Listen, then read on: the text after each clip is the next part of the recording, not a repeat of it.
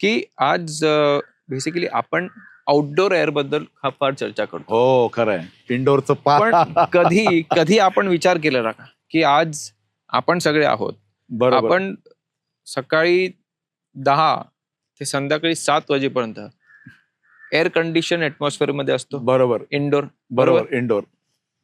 Office मधून उतरायला 5 मिनिटं लागतात. बरोबर. गाडीत बसतो, परत तो 1.5 तास परत परत आपण इंडोर असतो. इंडोर असतो. हो ठीक आहे. खरंय. ते झालं की आपण मग परत घरी बिल्डिंग जातो. वरून वरती जातो, परत इंडोर. परत इंडोर. बरोबर. आपण आउटडोर मध्ये किती वेळ खरंय घालवतो खरंय खरंय. हा आपण एक अभ्यास केला पाहिजे. मी सगळ्यांचंच म्हणत आलं नाही. लक्षात. बरं सगळं पण हे कॉमन पण- सगळीकडे असंच आहे. हा नाही हा आहेच. म्हणून आपली आणि आम्ही स्टडी केलेले आहे.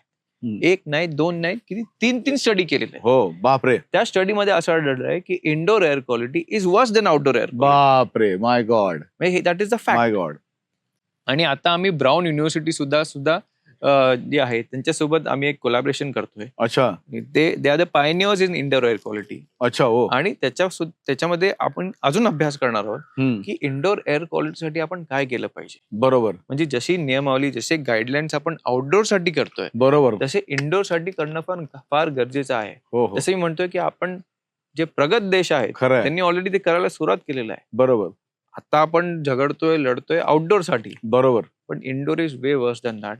बरोबर. व्हेंटिलेशन नाही, 24 तास एसी मध्ये असतो, एसीचे फिल्टर साफ करत खरंय. नाही, एसीचे जाळ्या साफ करत नाही. बरोबर दॅट इज वर्स्ट. बरोबर. म्हणजे आपण जे आजाराचं प्रमाण वाढलेलं आहे त्याला आउटडोर पेक्षा इंडोर एअर क्वालिटी ही त्याला कारणीभूत आहे.